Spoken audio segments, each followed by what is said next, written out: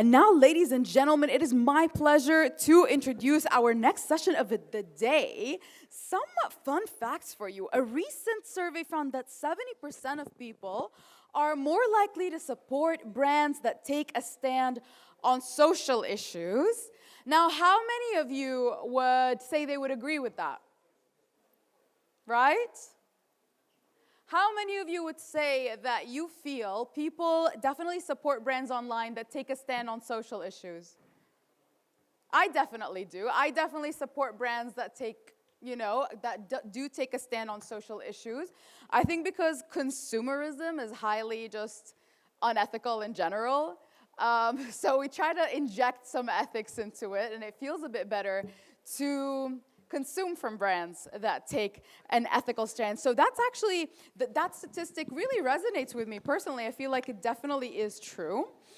But creating campaigns that truly resonate goes beyond hashtags or donation. It requires a lot of thoughtful strategy, measurable impact, and authentic storytelling. Because a lot of the time, we do agree that it can sometimes feel like pandering, right? It could feel like you're just saying what is currently socially palatable to say. So we have some amazing panelists here to talk all about that.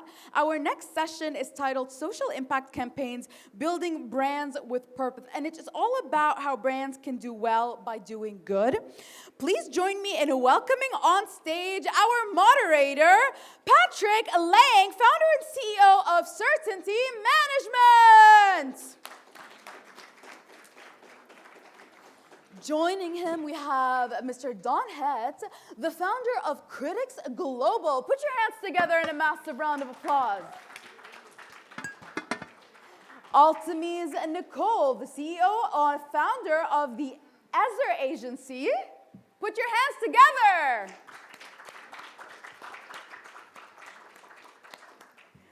Mr. Gutham Murugavel, the founder of MAP Media Ventures Private. Let me hear you cheer. Joined by Mr. Guna Krishnan, the CEO of Trinovec Labs. Everyone, I hope you truly enjoy this wonderful panel. Have a lovely panel and make sure you engage. Thank you so very much. I hand off the mic to you, Mr. Patrick. So we're here today to talk about social impact. We invite you to come forward because we feel like it will impact you and impact us if we're a little closer together. But ultimately, this panel is about how do we create this social impact. How do we have purpose in our brands? And why is it important? What can it accomplish? How do we bring it about, right? And so we have this extraordinary panel. I'm the weak link in the bunch here. We have marketing experts from around the world. Guna on the end from Malaysia. Gunta. Gautam from India. Altamise from South Carolina in the U.S., and Don from Sri Lanka, right? My name is Patrick Lang. I'm from Las Vegas in the U.S. The last conference we had was 15 minutes from my house. This is a little bit longer of a commute. But why don't we go around, why don't we start on the end with you, Gunta, and just explain, tell us in a minute, just your background, who you are, why you're here. Okay, cool. Take 60 seconds, if you will. 60 seconds. Thank you, Patrick. And thank you all for attending for this one. So basically, I'm Guna from Malaysia. So I started Trinovec Labs 11 years ago. So basically, Trinovec Labs is an agency, originally as a creative agency, a creative digital agency. And if you look at the whole transformation that's happening today, we pivoted into a creative digital transformation agency, right? Because as we know, we are embracing the world of AI. Things change very quickly. So if you do not change and basically, you get lagged at the back and you're just left out. So what we do, essentially, I'm just going to summarize the entire services, is we help clients to build brands that impactful brands, right? So that's what essentially we do. So, All right, thank you. Gautam. So hello everyone, I'm Gautam, founder of Map Media Ventures. So I started this agency a year ago. So I just got into this industry by having one decade of experience. So I work with Cisco, all the global leaders like Lenovo, HP, Dell, and all. So my so my thing is to accomplish this, get these things done, and as well as something like it should be impactful to the campaigns. As a that's it. Thank you. Altamis. Hello, everyone. I am Altamis Nicole, the CEO and founder of the Azar Agency. We are a public relations and digital marketing firm, and we specialize in helping our clients showcase their story through digital storytelling. And we also, one of our differentiators, we flip the funnel upside down. So a lot of times, companies, they start from the top down in terms of awareness, and they start very large at the top of the funnel. But we actually realize that there is power in advocacy. So we start from the bottom. We start with community management. We start with guerrilla marketing and building your advocates. So that way, when you actually get your conversions, they are lasting conversions. They're not those one touch points. So very excited to be here. Don, go ahead. Hi guys, my name is Don Head. I run a group of companies called Six Silo. So the philosophy of Six Silo is purpose-driven brands, driven by its communities and giving back to its communities. So purpose is at the core. And I run it across 4 different industries: corporate services, martech, sustainability, and wellness. And with everything that we do, we put the purpose at the center of it, and then work around the business model around it. So for us, it's about, not the CSR is just an initiative, it's the whole business model. I love that.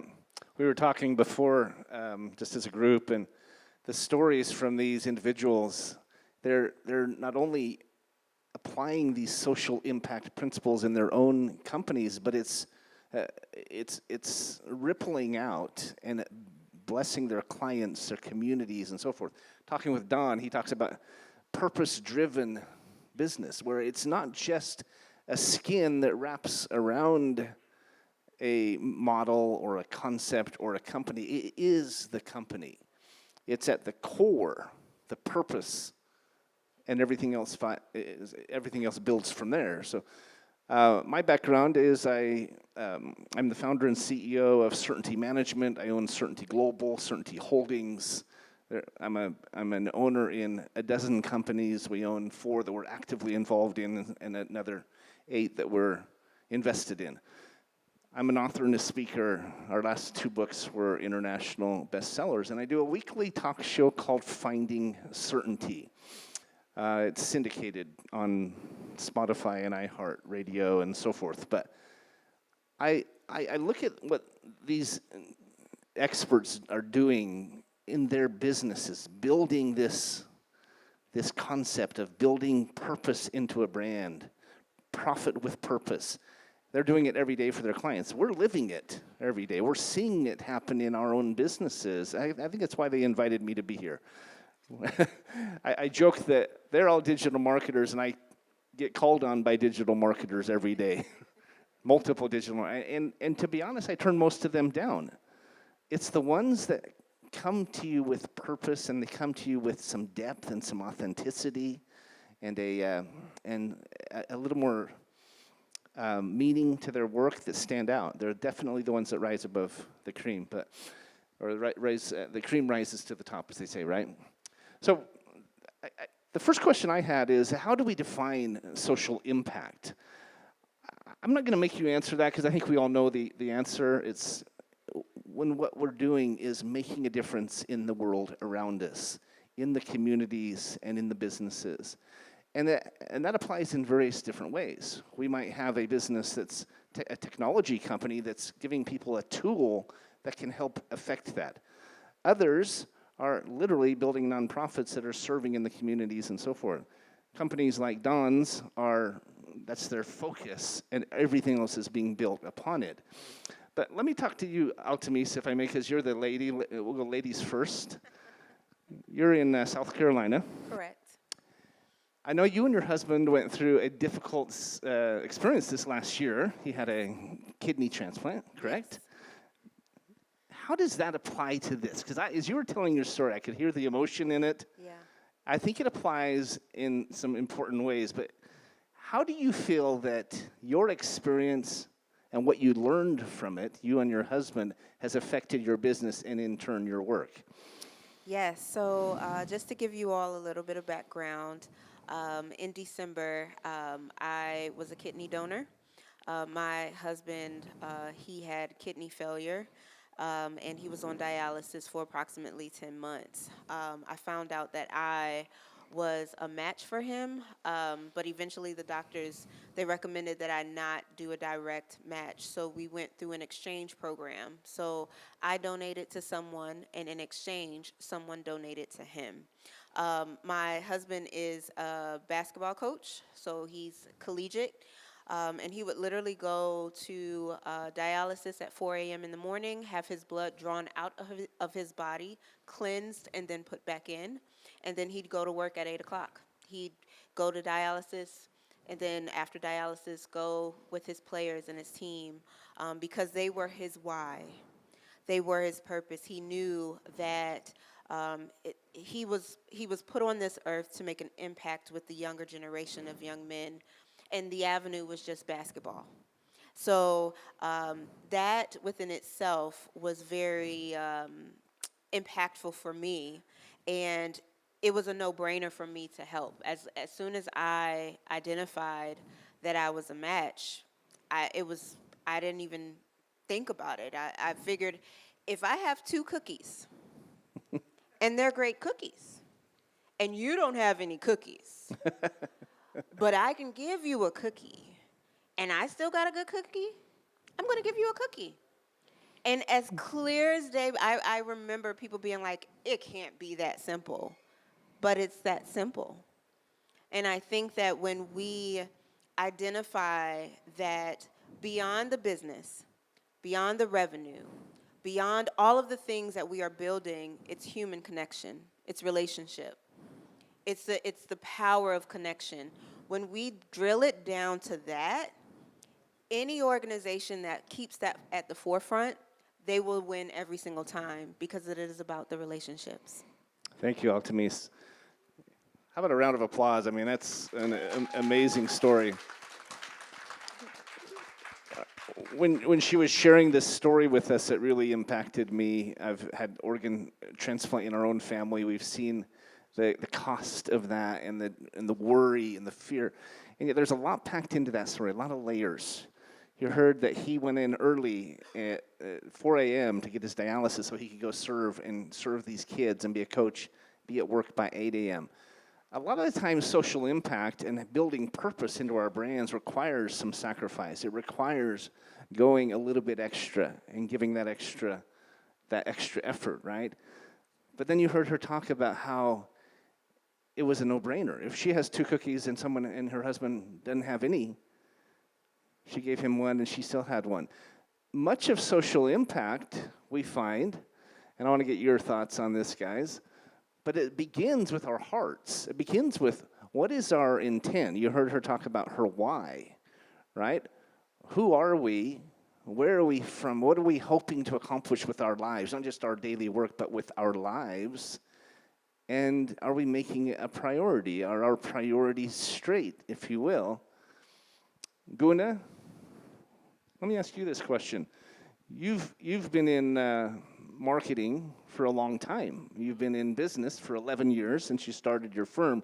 How have you seen this principle play in your own effort, whether yours, a client's, or something? Can you think of an example that where they have their priorities straight, their heart is right, they want to make a difference, and in the process their company just did really well? Okay, yeah, sure.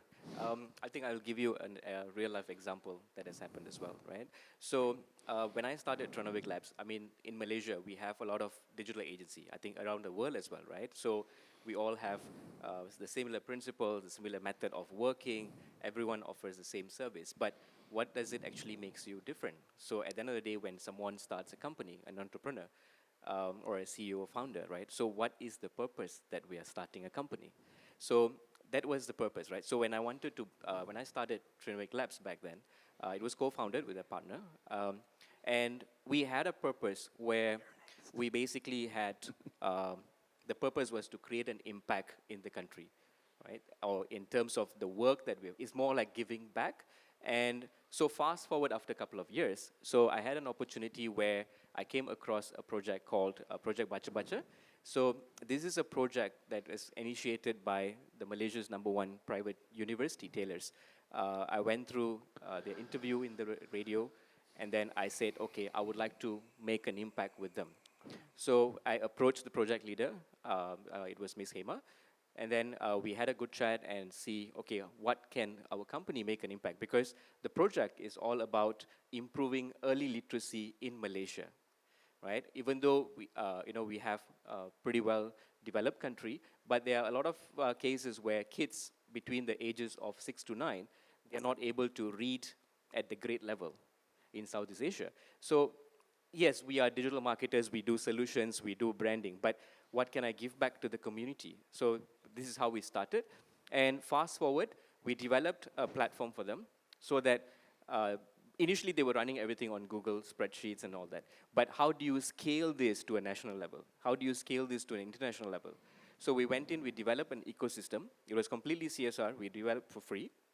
And fast forward today, we have thousands of kids and everything is able to be monitored.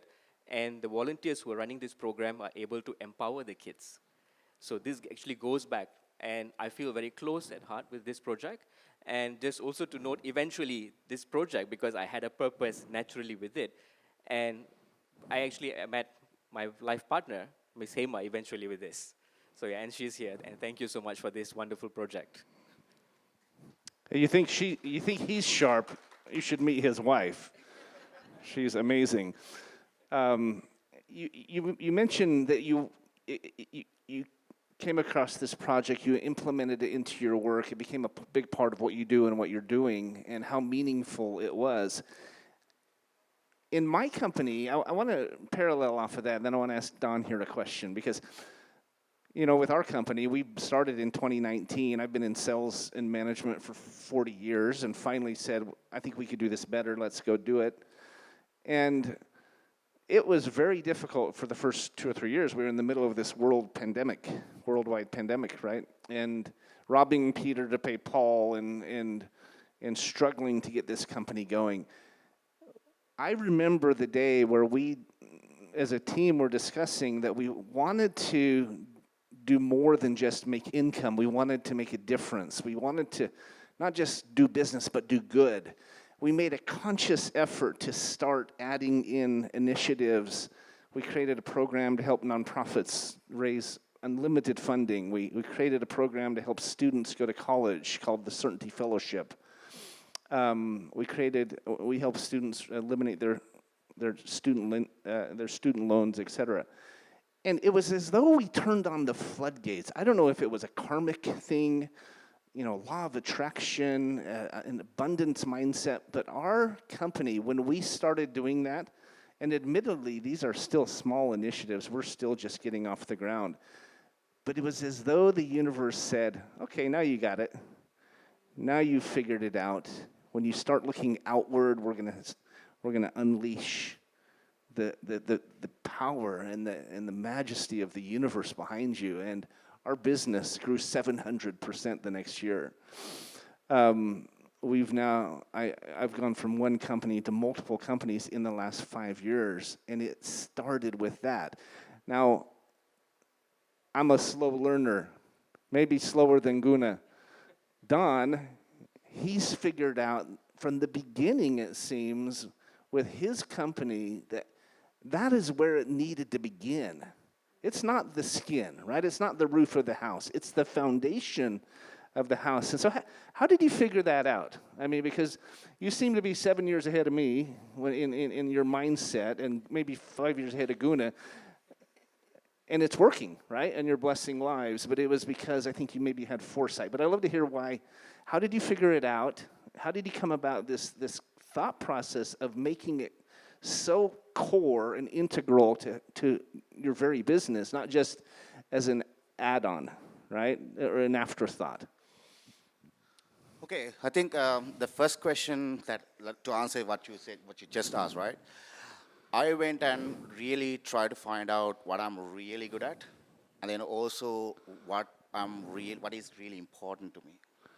And I remember, like, back in the day, like when my mom, like I grew up with my mom, my father was overseas when I was growing up, and even back in those days, like my mom used to ask us, like, if you have 100 rupees, if someone need that 100 rupees, as you said, give it back because that someone need that money, right? So that was the core for me to understand, like giving back is the most important thing for me. And then I wanted to find a model that's going to work for my businesses that's actually centered across giving back, right? Then I realized that when you're true to yourself, right, when you're true to your purpose, then everything's gonna, like what you just said, like the law of attraction. It works towards you, and it's actually making your businesses or whatever you're trying to do, your purpose, is going to amplify what you do. So that's how I figured out, like, okay, has to be the key for my whatever I'm doing, because that's everything circled around that. I think you hit on a really important point, Don, that you asked yourself, what am I really good at? Altamis, you talked about what is my why, right? What drives me? And I'm a firm believer. I'll give you this thought. I served a mission for my church for 2 years in Italy. Every missionary from my church who goes out and comes back, they say it was the best 2 years of their life. Not because it was easy, not because it was fun, but it's because I think our whole lives were focused inward on our job, our family, our schooling, our needs. And when you focus outward, you forget yourself. Christ said we lose ourselves. It changes us. It's not just that it's a different experience, but it becomes like a snowball effect rolling down the hill, getting bigger and bigger and bigger. And so, Gautam, I'd like to hear from you, if I may.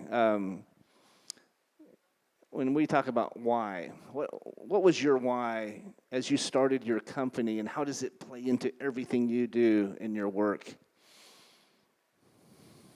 Into this topic, if you will, into impact, social impact. Yeah, so everyone's doing marketing company. I was running marketing company, right? So I just thinking of what's my USP, right? Unique selling point. So within just 6 months of timeline, I just introduced a marketing ecosystem called Lightning 48. Okay. So it's basically focused on SMBs as well as MSMEs, not for corporates. Okay, so they'll get, as per the requirements from the clients or customers, so they'll get the marketing deliverables and collaterals in just 48 hours. So this is what my system is. So that will include all the marketing basic things. So even corporates can take it. So this is what my USP is. And I do have some of the features plans too. It's like a SaaS model. So once I grow bigger. Have you found it to be the case that when you incorporate this concept, I don't just want to do business, I want to do good. I don't just want to make income, I want to make a difference. Have you found that it's changed how you view your work and your clients, or is it still the same?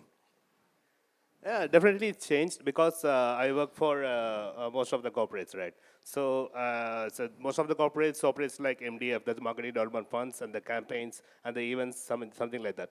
But in my company, I do have clients like SMBs and even small media businesses, something like that. So they don't have much budgets and they don't have much something like that. So they don't want only the conversions as well as the impressions, and they don't want instant results. Right. So corporates, they do understand all the analytics and other things, but just 1 month or 2 months old founder can't understand the marketing analytic things, right?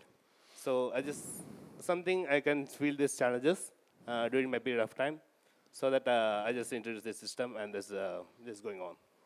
Thank you. As we talk about building our why into our work, anybody want to add to that? Any thoughts? Una, Altamis, anyone? Yeah, I want us to remember that business starts with people. Never forget that business starts with people. And I think that oftentimes a lot of us in the room may be B2B, right? So we have our clients are business owners or corporations or enterprises, right? And when we lead our work, remembering that everything starts with people, things change.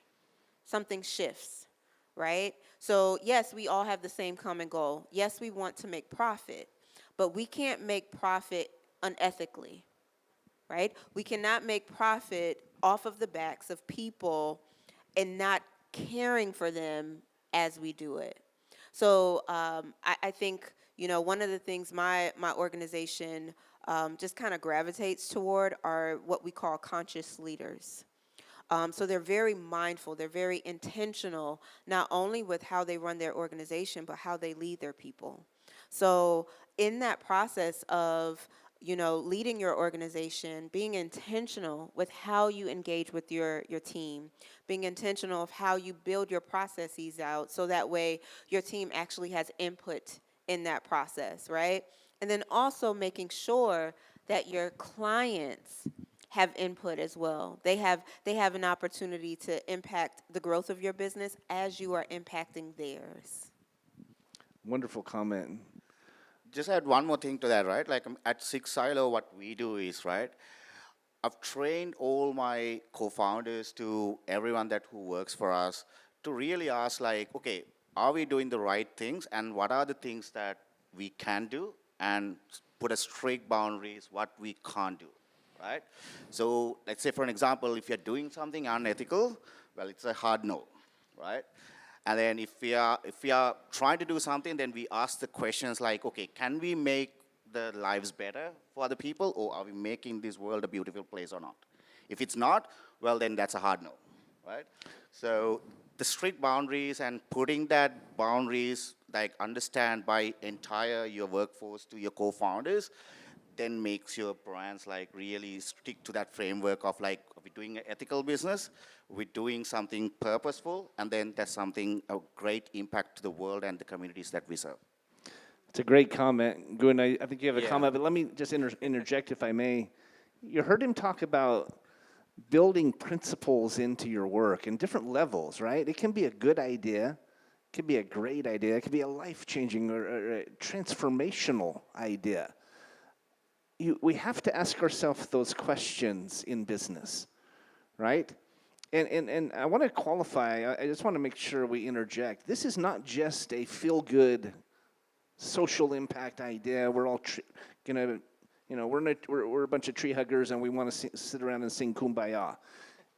It's more than that. It is profitable to think this way, to approach business in this way. It makes you look good as a company. It gives you more exposure. I do believe there is an element to it where it attracts into your path more success. Call it karma, whatever you want to call it. It is profitable. In fact, I say it's the third leg of a stool. If you have a great culture where people love to work where you work, they love your company, and you are highly profitable.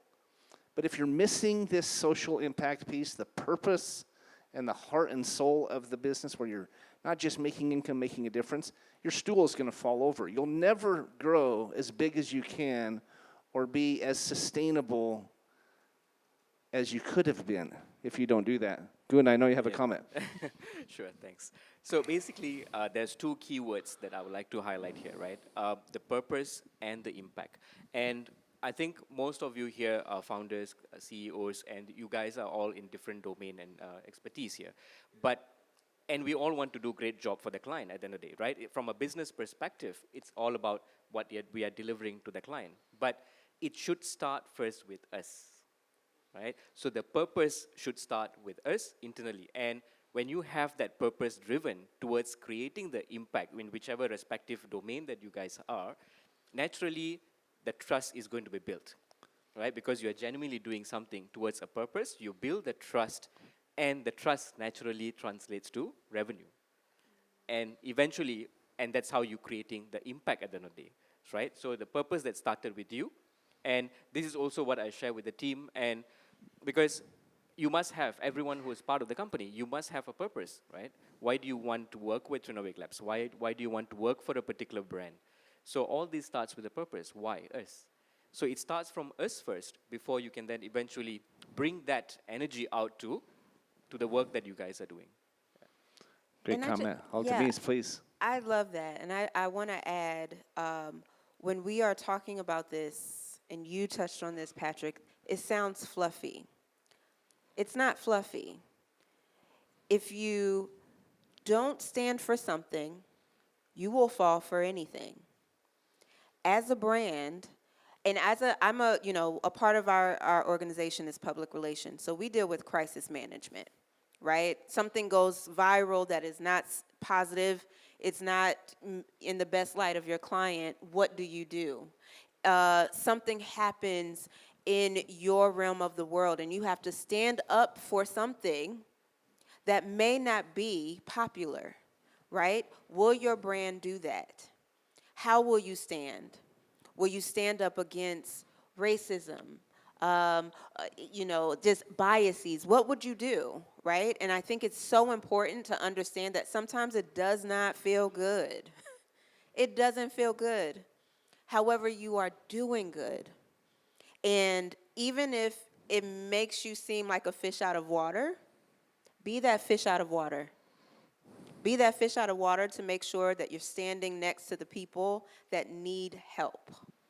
So I wanted to bring that up because I think that, right now it can feel good and, the why, but sometimes that does not feel good.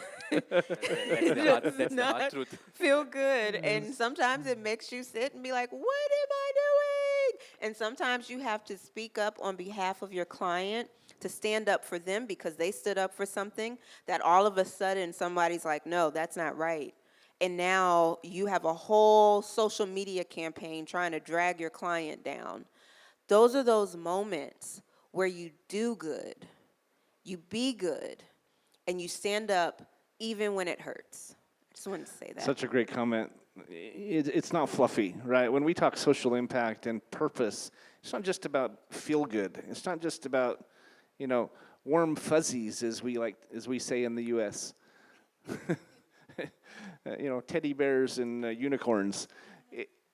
It ultimately, what this comes down to, I believe, is having your business and your work founded in and grounded in eternal principles that do not change, that you stand up for even when it's difficult, as Altamise said. It's not just a cover, right? It's not just a paint job. It is at the core of who you are, what you do, and how you do it. It has to be, and that's when you create it like that, like Don did, or when you figure it out like the rest of us have, and added it into our work and saw how big a difference it made, you start to understand just how impactful it is.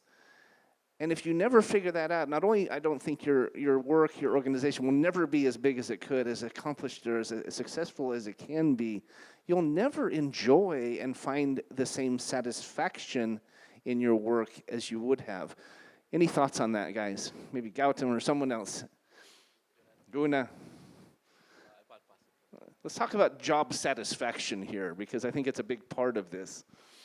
For as a founder, or is looking from the perspective of employees? It could be employees. It could be from as the CEO, whatever.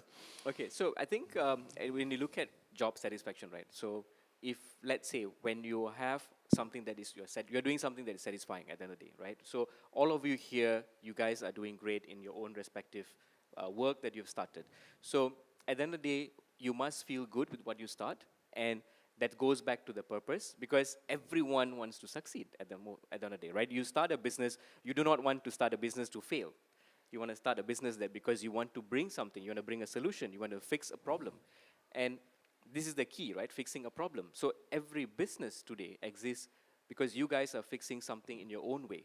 So and while we all are in that kind of AI race nowadays, especially now we have agentic AI and stuff, but how do we then keep that purpose grounded to us? How do we keep that impact grounded to us? Like what Patrick was saying, right?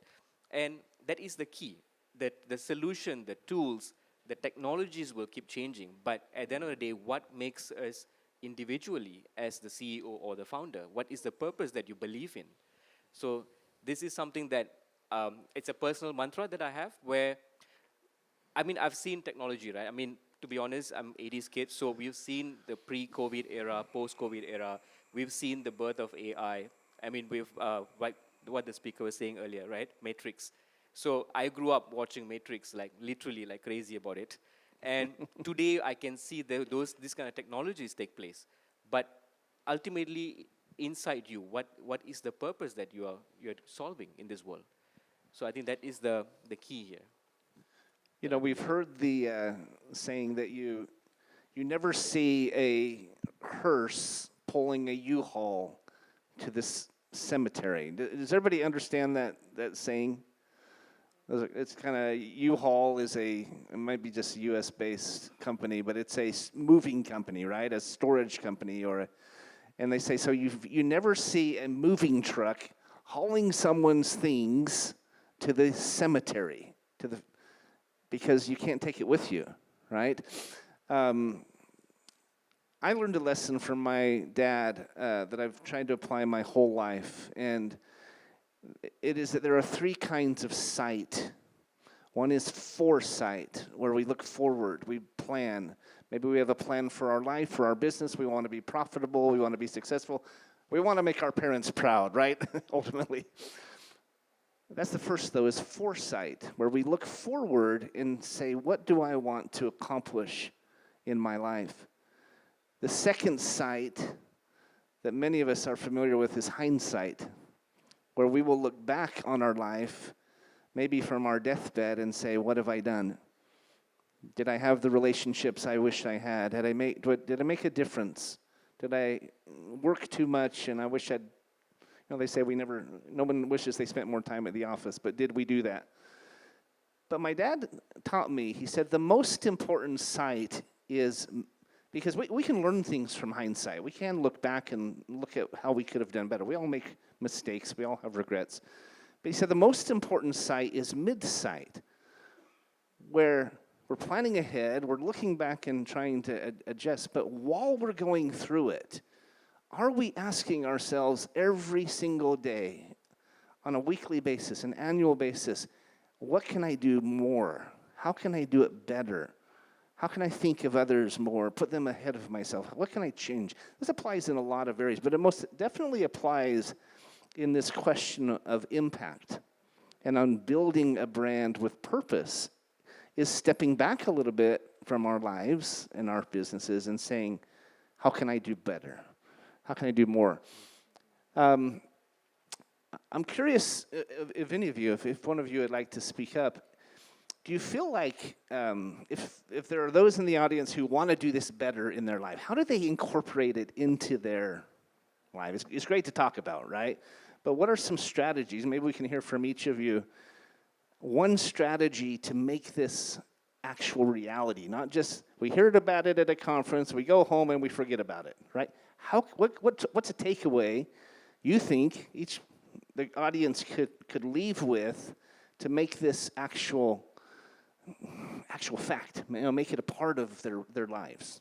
Why don't we just start with you, Don? We'll just go down the list. Sure. So the first thing is impact needs to be measured, right? So if you don't have a way to measure whatever the good that you're doing to the world, then that means you don't know what you're doing, right? So you don't know the depth of your impact, right? So at Six Silo, what we do is that we build systems and we incorporate systems to really understand what's the difference, what's the impact that we make. And then everyone knows, like, okay, whatever the effort that they're putting in, whatever the roles that they're doing it in the group, it's actually contributing to that, that higher purpose. And we have a way to measure it. We put systems and processes to really understand these impact. And then we know by every quarter, every month, every year, that like how well we are progressing. And that is kind of like the foresight for us, because we know that we are in the right direction, at the right phase, and what are the changes and what are the things that we can actually do to improve ourselves. It's a great comment. You cannot improve what you don't measure, right? 100%. Altamis. I love that. What I would love be your takeaway if you had one tip for the group? I would say it's very rare for a founder of an organization to have core values that differ from their business, right? So let's start there. What are your core values? Identify the core values in your life. And how do you apply them within your business? How do they show up with your team, with your clients and your partners, and an overall approach in terms of how your brand shows up in the world? Start with your core values, right? And if we want to go a little deeper in that, I would highly recommend identifying your brand archetype. Identify how your brand shows up. What is your brand archetype? Is it a sage? Are you the magician? Are you a creator? Right? And if you start there, then you'll be able to identify how the archetype shows up in the world and how you can start to infuse purposeful, impactful work within your business. Wonderful comment. Thank you, Gautam. So my vision is to, if you want to stand out from the business or any domain, so if you are a creator or any businessman or something like that, you should stay authentic first, right? So if it goes along with the trend, current trends or any trends, it looks like you force into it, right? So maybe customers or any consumers will get a chance that you're not at all in the current trends, right? So, and the second one is I choose to prefer only speed, like the speed of execution. So what I believe is impact delaying is impact diluted. So whenever you're delaying the process, it will dilute your business. So this is what my two key point is.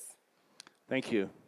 Guna, last but not least. Last but not least, I would say find your why, right? Because at the end of the day, only when you find your why, you will be able to create amazing solutions out there using the tools that we have today in this AI race, I would say. Thank you. That's a great comment. You've heard these themes as we've been talking today about finding your why, about understanding that it's core. It shouldn't be secondary. It should be primary. If you think about your purpose and your impact first, and then build upon it and build everything around that purpose or that why, for some reason it goes better. It changes how you view things. It changes what you're attracting into your path, et cetera, et cetera. We hear these thoughts. If I had one tip to share, it would be to not just try to do it by yourself, but attract a tribe, attract a team, work and collaborate with others to do it, because you're not alone in wanting to make an impact. Everyone does. Well, most people do. There are those selfish few who don't care, but, and it's interesting because not only do you create real power by just changing your mindset, but when you invite others to join you in that effort, that power extrapolates. I always say 1 + 1 isn't 2. You hear some people say, no, it's 3, 1 + 1. I say it's 11 if you stand side by side, right? If you work together with someone. Make it clear what you want to accomplish, how you want to change your community and maybe even the world as a whole, and put it out there and see who responds. You'll be amazed not only at the quantity of people that respond, but the quality of the people that respond. Our entire business has been built by word of mouth. Every person on our team was recruited by another person on our team. And I think it's a big one of the biggest reasons and one of the biggest feedbacks we hear from them. If you interview people within our team, is that they love the purpose of certainty. I started my radio show, my weekly talk show called Finding Certainty. And one of the themes from that show is it doesn't just find you, and honestly the name's a little misleading because you don't just find it, you create it, right? You build it, you develop it. It's an active process. So before we run out of time here, and do you want to open it up to question? Is there one last thing you'd leave with each person? Let's start on your Guna. Just one last thought you might share with the team. One takeaway. One takeaway. Interesting. I would say be genuine with your purpose, especially in today's AI race, because everyone is trying to build something, right? Because we have the speed to harness that kind of technology stuff. But at the end of the day, make sure that you build something that is actually making an impact to the real human. Thank you. Gautam. Yeah, so my last thing is be honest what you're doing, first thing.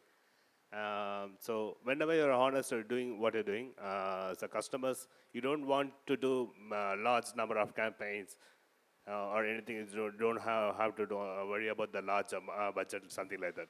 The audience will take care of your marketing. So that's the thing. That's right. Altamis. I will say it kind of piggybacks on what you just said. Be okay with a no. Be okay walking away. If it doesn't fit, don't make it fit. And it's okay if, you get business and you thought it would be a great fit and you guys start working together and you realize values aren't the same, how you guys treat the teams aren't the same. It's okay to go back and say, you know what, after further deliberation, I love you guys. I think it's better for us to part in love. So I think it's okay to do that, okay? and it's okay to say no. It's okay to say no. There are going to be some times where it just doesn't fit. I always say we part as friends and go our separate ways. Don. Well, I want to piggyback on what you just said, right? That's exactly how I treat myself as well. I've walked away from, couple of, startups because I didn't feel the values are not aligned, right? And then not true to what I'm trying to do, and I don't see myself in those situations and in those businesses, right? So I think to really give a takeaway, I think the most important thing that you need to ask from yourself is that, do I really see myself in what I'm trying to do? And whether it's the impact is, whether it's small or whether it's large, do it anyway. And if you see a problem out there worth solving and making an impact, don't overlook it. Go and try to solve it. Be that person taking that initiative, then, go ride the wave, see what you can do, rather than, just trying to overlook it. Great comments all around. Really appreciate your insights. I continue to learn just since I've met you, and I'm sitting here, I've learned more myself. As I think about this topic, I do believe we sometimes think we have to arrive first before we start giving back, right? They think we have to be financially independent to pay it forward. And we don't. You can start today in small ways, looking for ways to serve. When you do that, as I said, not only will your business explode, but you'll enjoy the process more. So thank you for having us. Hopefully that was of help. That was wonderful. Thank you so much. Do we have any time for questions, or are we out? Yeah, of course. Please, ladies and gentlemen, whoever have any questions, please come forward. Please. Hi everyone, myself Manish Dhalawat from Shraddha Systems, India. So I have one question for all of you. When you say building brands with purpose, it sounds great.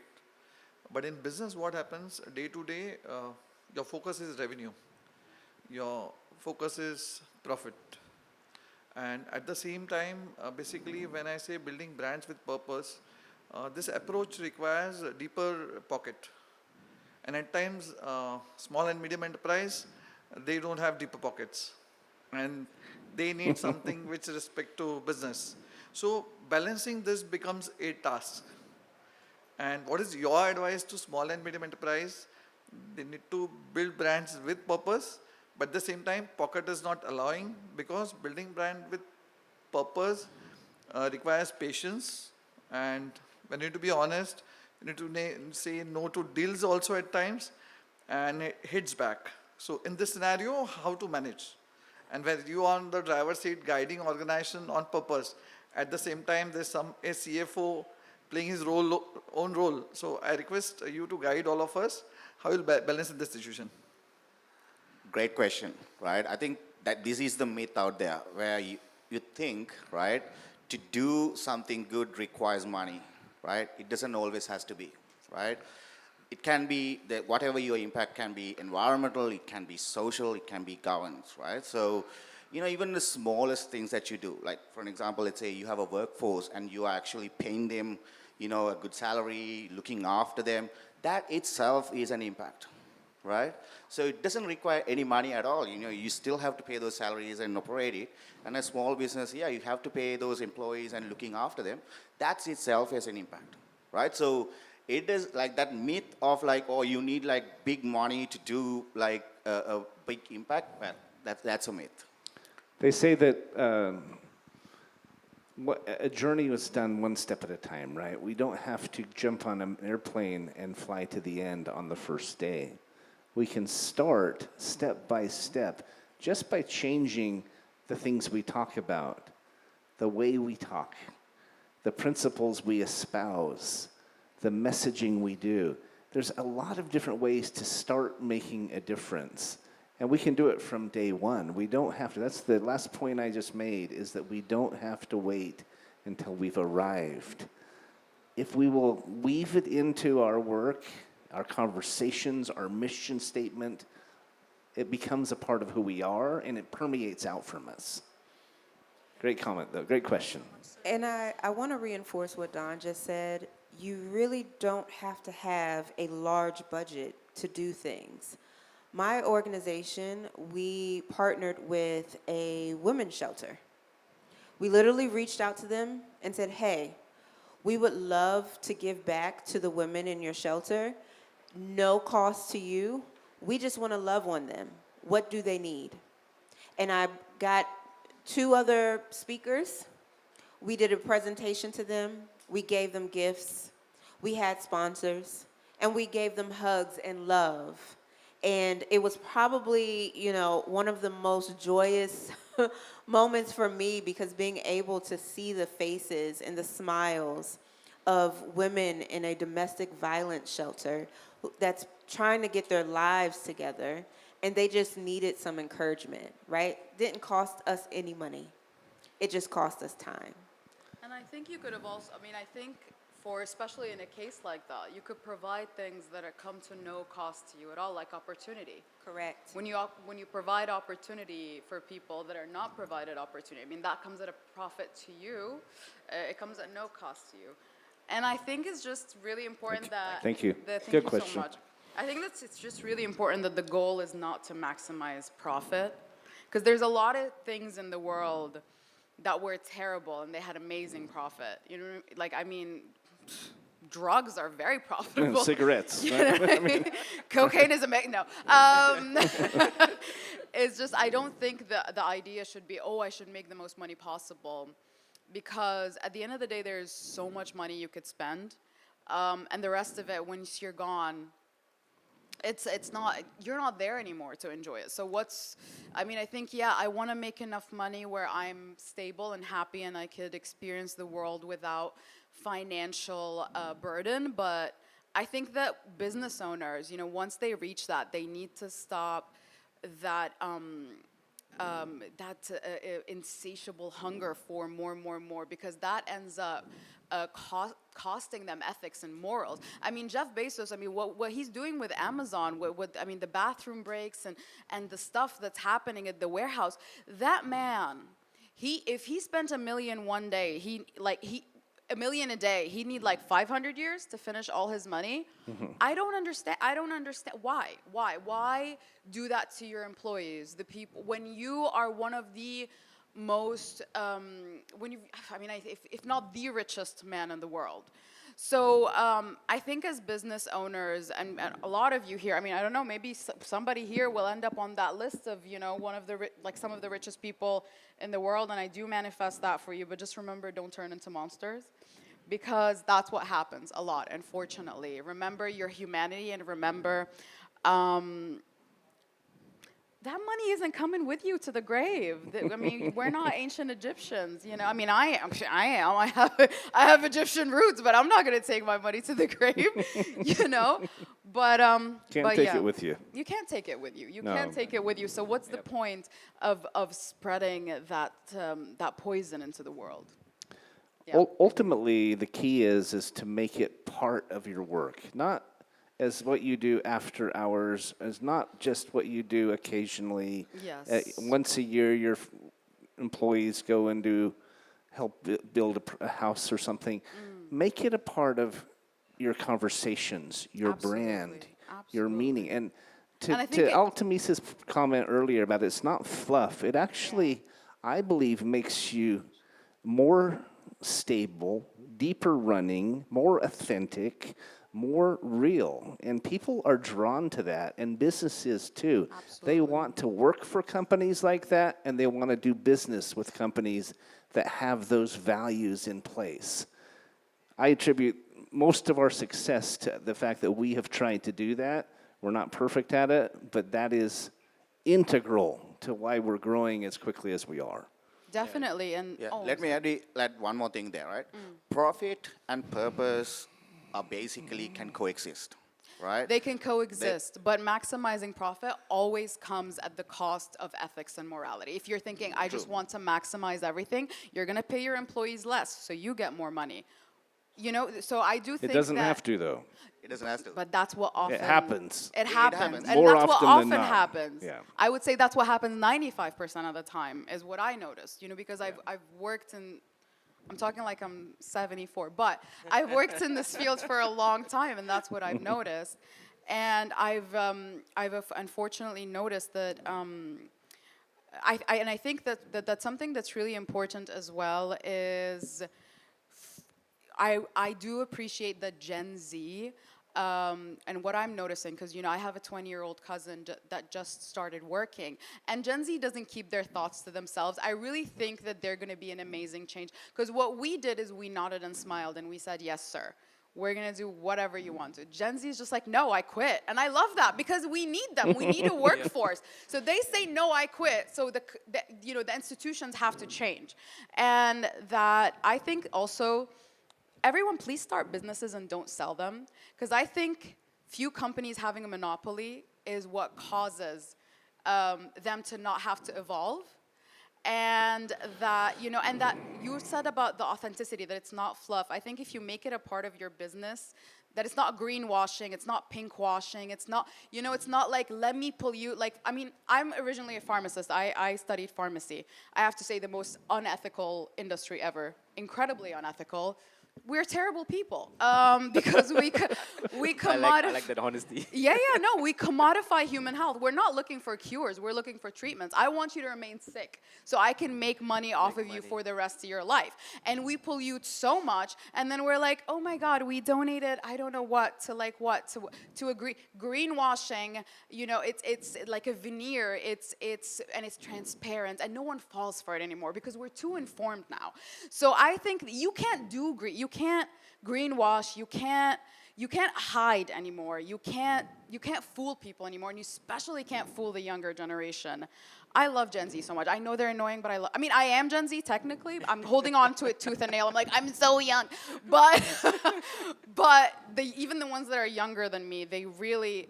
Yes, sometimes we look at them and we're like, oh my God, their brains are mush. But no, I think they're amazing because they just have no tolerance anymore. Yeah. Anyway, I'm very passionate right. about this. I'll I'd stop like talking. just to add Go something, ahead. right? So when we talk about impact, even the gentleman earlier, you asked a question specifically on SMEs. See, the impact at the end of the day, there's a scale to it, right? So the question is, how big of a scale that you want to make an impact as a business owners. So there are points where you can choose to afford and say, okay, I'm going to take on this project. Let me just, doesn't matter, let's say we're going to bleed about, let's say, 100,000 US dollars, for example. But how much of impact is that going to create down the road for so many people? And because you're doing this genuinely with a trust, and naturally as you go on, when you build trust, your revenues will grow back. So this is something that is tested at our company as well, like what I was explaining earlier with the project. And when it comes to SMEs especially, they do not have that kind of budget, right? And of course, as a company, everyone wants to say, I don't want to bleed too much because I have to retain certain amount of money. But maybe then you can switch your strategy to say that, okay, for SMEs, I can then maybe do some sort of offering in a very different way of package your product or your services. So that way, you balance that out. So you do still make an impact, but at the same time, you do not bleed so much of your revenue, your top line. In the US, we say there's many ways to skin a cat. Absolutely. I always never understood that metaphor because I don't know who would want to skin a cat, but there's many ways to accomplish this, right? And it's different for each one of us. You may be passionate about stopping trafficking. You may be passionate about the environment, education, whatever the case might be. My advice would be to two things. I'll add it to my original point is one, pick your passion. Find something you're excited about and then go after it. And then two, share that message and invite others to join you. You'll accomplish amazing things and you'll do it more quickly because you're not trying to do it alone. And I will also add, be the good. I said that earlier. If there is something that you have noticed in your organization or with your partners or inside your team that it just doesn't vibe well, you be the good. It always starts with us, right? We can see on the outside, oh, they're not doing this, they're not doing that. To be in business, you have to be unethical and all of these things. You be the change. Be the catalyst to make it different because there's a domino effect in that, right? So when you are good, you be the good, there's someone else watching you. There's always someone watching you, and they're just watching. And you're going to inspire them to also be the good. So it starts with us. It starts inside, starts with just one person choosing to be good. I don't think we could improve on that. Are we out of time or are we still going? She gave up on us. Question there's a question. In the front there. Nice suit, by the way. Thank you so much. Hi, my name is Anil Kumar, and I work as the Director for Growth and Business Development for Asia Pacific for Skanda Media Service in India. So, such a wonderful session, really good insights, and wonderful to know your story, Altemis. May you have a great future. So, my question to you is from the customer perspective, audience perspective. That in a world where every brand claims to be driven by purpose, how do we as a client or how do we as an audience separate purpose with well-packaged PR? What's the litmus test? This Altemis one's needs to mine. answer that one. Your expertise. This one is mine. Oh my gosh. First of all, as a publicist, I am charged with helping advocate for your brand, also protect your brand, and make sure that your message is as sincere and authentic as possible. You can read through the fluff of a press announcement when it's tone deaf, when it is completely dismissive of the audience that they're supposed to be serving. And it sounds like a blanket statement of I'm sorry with nothing else to follow. That's when you know. A true, let's say something happened and you have to put out a statement. It should be followed with action. It should be followed with something more than an I'm sorry. We'll do better. We're so sorry this happened. We'll look into it and further investigate. No, there should be action. There should be something following that. And, you know, I honestly believe, someone mentioned it earlier, that we are in an information era. Like, you can't pull the wool over people's heads. You can spot that a mile away when it's just a press release that's going out just to cover face, right? That's the worst thing, and that grinds my gears. So I'm glad you asked that question. I really think we have the intuition inside of us of knowing when that happens, and I think we should honor it and believe it. Couldn't agree more. We've talked a lot about principles, right? About your why, about choosing who you are and what you want to stand for, and then standing up for it. I think really what we're talking about is accountability to ourselves, our employees, our teams, and to the world as a whole. I think one of the most important things we can do in life and in business is to be accountable. You know, it's interesting because you would think that a CEO who's made a mistake, who admits it and apologizes and takes full responsibility, would lose credibility, especially if it was a serious mistake. And yet, do you know that the trust in that person, the desire to do business with that company, and the growth of that company, when they truly take accountability, usually goes through the roof. It's better than it ever was before. That seems backwards, right? I messed up. I completely screwed the pooch, as they say, right? That is when you see someone take accountability and you ultimately come to respect them more than you ever would have. And so I think all of us here, as we're looking at how to become accountable, as we look for how to make an impact, Absolutely. we absolutely have to do that. And I think we're out of time, but thanks for listening, guys, and giving us your time. Thank you so much, everyone, for listening. Please put your hands in a massive round of applause for our panelists.